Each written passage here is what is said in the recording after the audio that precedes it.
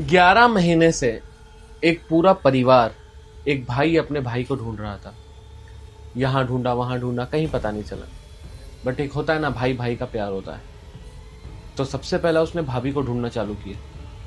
तो हर जगह पूछने के बाद, पता करने के बाद भाभी का पता चला। तो भाभी के पास गया वो, और भाभी को बोला, भाभी भैया कहाँ हैं? तो भाभी अलग अलग तरीके का जवाब देने लगी। कुछ अलग बोलने लगी कि वो यूपी गए हैं, वो किसी आश्रम में गए हैं। हर बार जब जब वो पूछता, कोई ना कोई अलग अलग बहाना कर देती। तो जो भाई था उसे शक हुआ कि भाभी नहीं, कहीं मेरे भैया की कुछ ना कुछ तो किया है भैया के साथ। तो भाई जाता है रबाले एमआईडीसी पुलिस स्टेशन पे, जाके कंप्लेंट लिखाता है कि ऐसी ऐसी बात है, 11 महीने हो गए वो आज तक अपने भाई से मिला नहीं है, और भाभी जो है वो अलग अलग बहाना कर रही है। तो पुलिस वाले लोग मिसिंग कंप्लेंट फाइल करते हैं। मिसिंग कंप्लेंट फाइल करने के बाद पुलिस वाले को तो पहले ही शक हो जाता है, क्योंकि अगर 11 महीने से किसी का पति गायब है तो उसे आके कंप्लेंट करना चाहिए था, लेकिन बीवी के बदले आके भाई कंप्लेंट कर रहा है। तो पुलिस को शक हुआ। फिर गई वो उस औरत के घर पे। जैसे ही औरत के घर पे गई, पूछताछ की, उसे थोड़ा पुलिस कस्टडी वगैरह में लिया, तब जाके जो सामने आया वो काफी शॉकिंग था। ये जो औरत है उसका नाम है सुनीता। उनके एक पति होते हैं बलराम। बलराम खुशवा नाम रहता है। 50 साल की एज होती है उनकी, और इनके 2 बच्चे रहते हैं। दोनों का रिलेशन काफी अच्छा चलता होता है। सुनीता आते जाते लोगों को पता है कि कहीं किसी रिक्शे में बैठ के कुछ सामान वामान लाने जाने के लिए, तो ऐसा उसका चालू रहता था। तो सुनीता को एक राहुल प्रजापति करके नाम था लड़के का, उसके साथ प्रेम हो जाता है। उसकी उम्र 30 साल होती है।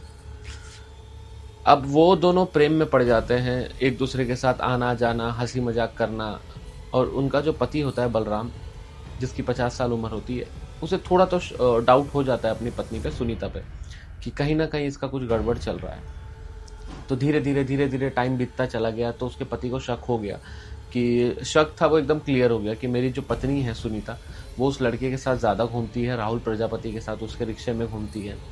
तो पत्नी ने अपनी वाइफ को वार्निंग दिया कि ऐसा तू मत कर, ये 2 बच्चे हैं हमारे, बहुत गलत कर रही है तू, किस लाइन में जा रही है तू। तो उसने अपने पति को बोला, ठीक है मैं कुछ नहीं करूंगी, ऐसा वैसा, मैं आज के बाद कुछ नहीं करूंगी, वो लड़के के साथ नहीं घूमूंगी। अब क्या हुआ, वो राहुल प्रजापति और सुनीता, ये लोग ने क्या डिसाइड किया कि हम एक काम करते हैं, हमारे प्यार के बीच में ये जो बलराम आ रहा है इसे हम खत्म कर देते हैं। तो सुनीता और ये लोग एक दिन पहले पूरी प्लानिंग करते हैं अच्छी तरीके से कि हमें क्या करना चाहिए, क्या नहीं करना चाहिए। तो प्लानिंग होने के बाद एक दिन सुनीता और बलराम साथ में सो रहे थे, और सुनीता जगी हुई थी। सुनीता यही सोच रही थी कि जितना जल्दी बलराम सो जाए तो हम उसे खत्म कर देते। तो इसने क्या किया, जैसे ही बलराम सो गया, उसने फोन करके राहुल प्रजापति को बुलाया, जो कि उसका बॉयफ्रेंड है, जो रिक्शा चलाता है। उसका बॉयफ्रेंड आया। फिर ये दोनों ने मिलके सबसे पहले बलराम की गला घोटा, और गला घोट के जब वो मर गया तो इनको थोड़ा सा डाउट हुआ कि मरा है नहीं मरा है। तो इन लोग ने क्या किया होगा, आदमी एक इतना गिर जाता है आप लोग सोच भी नहीं सकते हो। ये लोगों ने सबसे पहले उसका गर्दन काटा। गर्दन काटने के बाद उसका एक बीच का जो धड़ होता है, गर्दन से लेके पैर तक का, वो धड़ काटा और 3 हिस्से कर दिए, बलराम के शरीर के 3 हिस्से कर दिए। और साथ ही साथ इन्होंने बोरी वगैरह भी लाया था, कि अब इसका मालूम था, पूरा प्री प्लान किया था इन लोगों ने मिलके, किस तरीके से बलराम को मारेंगे, किस तरीके से उसकी जो लाश है वो सब फेंकेंगे। तो बलराम को खत्म करने के बाद जो सर होता है वो एक बोरी में डाला, फिर पैर के छोटे छोटे हिस्से करके बोरी में डाले, धड़ को एक बोरी में डाला। और राहुल प्रजापति का तो रिक्शा था ही, तो ये लोग एरोली में रहते थे। तो ये सब कांड करने के बाद, रिक्शे में ये सब डालने के बाद, ये लोग सोचे अब क्या करें। तो ये लोग सबसे पहले आप लोग भरोसा नहीं करोगे, 3 बोरी में 3 धड़ थे, सर, बीच का धड़, पैर वगैरह। तो ये लोग क्या करते हैं, गौली देवी जो पहाड़ी है, वो बहुत बड़ी पहाड़, वो पूरा जंगल जैसा है पूरा, वहां लेके जाके फरुआ, हसिया सब लेके जाते हैं। फिर उधर खड्डा करते हैं, गड़ के तीनों बॉडी अलग अलग जगह पे गाड़ देते हैं, मतलब इतना दिमाग कोई क्रिमिनल ही यूज़ कर सकता है ताकि वो बॉडी ना मिले, फिर हम पे केस ना हो, बॉडी पता ना चले। एक तरीके से पूरा सबूत मिटाने की कोशिश कर देते हैं ये लोग। और जो बलराम है उसकी बॉडी गाड़ने के बाद राहुल और सुनीता ये लोग क्या करते हैं, अपना जो फ़ोन होता है उसका सिम कार्ड निकाल के फेंकना, फ़ोन चेंज करना। 11 महीने तक इनको कोई पकड़ नहीं पाया। जब भी आस पड़ोस के लोग पूछते थे कि कहाँ गए, बलराम कहाँ है, दिखाई नहीं देते, तो वो बोलती थी कि वो अपने गांव यूपी चले गए हैं और वो अभी यहाँ नहीं रह रहे, वो मंदिर में चले गए हैं, वो शिफ्ट हो गए हैं। मतलब ऐसा बहाना कर करके 11 महीना हो गया। फिर जब इसका भाई पता लगाया, भाई ने जाके पुलिस कंप्लेंट की, तब जाके ये सारी बातें सामने आई। आप लोग भरोसा नहीं करोगे, आदमी इतना सब एक तरीके से गिर जाता है। और उसके बाद ये लोग ने ऐसा भी किया कि जहाँ पे वो लोग ऐरोली में रहते थे, वो ऐरोली को उन्होंने छोड़ के घनसोली शिफ्ट हो गए। घनसोली इसके लिए शिफ्ट हो गए क्योंकि बहुत लोग पूछेंगे। और जो 2 बच्चे थे उनके साथ वो राहुल प्रजापति रहता था। मतलब एक तरीके से वो जो एक्स्ट्रा मैरिटल अफेयर था, ये लोग मिल के अपने पति को मार के एक साथ रहते थे। बच्चे लोगों को वो कहीं और भेज देती थी।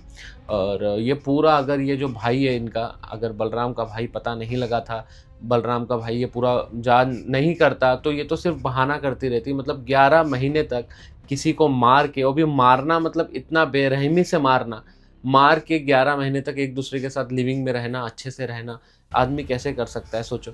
वो बोलते ना लेकिन कि भगवान के घर में देर है पर अंधेर नहीं। कहीं भी मतलब अगर आप किसी के साथ गलत करोगे तो घूम फिर के आज नहीं, कल नहीं, परसों नहीं, आपके साथ कुछ ना कुछ गलत ज़रूर होगा।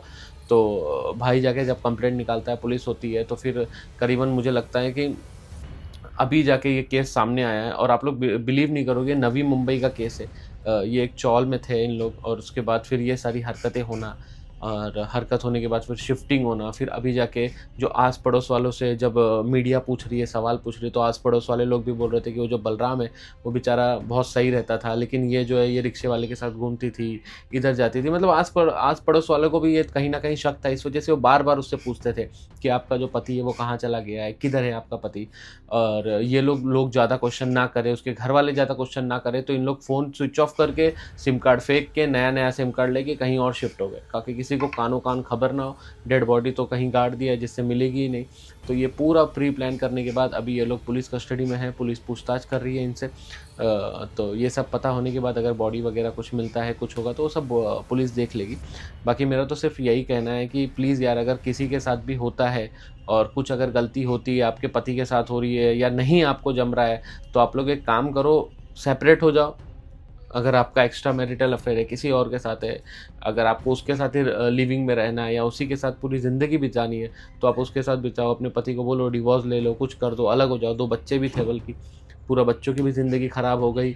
अब माँ और उसका जो हस्बैंड है उनको तो जेल जाना ही है, साथ में पति को तो तुमने ख़त्म कर दिया, लेकिन 2 बच्चे, उनकी ज़िंदगी ख़राब। मतलब क्या ही हुआ आखिरकार, आप लोग भी फंसे। तो यही है कि अगर कुछ गलत करोगे तो आप लोग के साथ गलत होगा। बाकी आप लोग बताइए, आप लोग का क्या कहना है, नीचे कमेंट करके बता देना। मैं मिलता हूँ आपको ऐसे ही किसी वीडियो के साथ। Bye bye. हुआ कि नहीं? हो गया?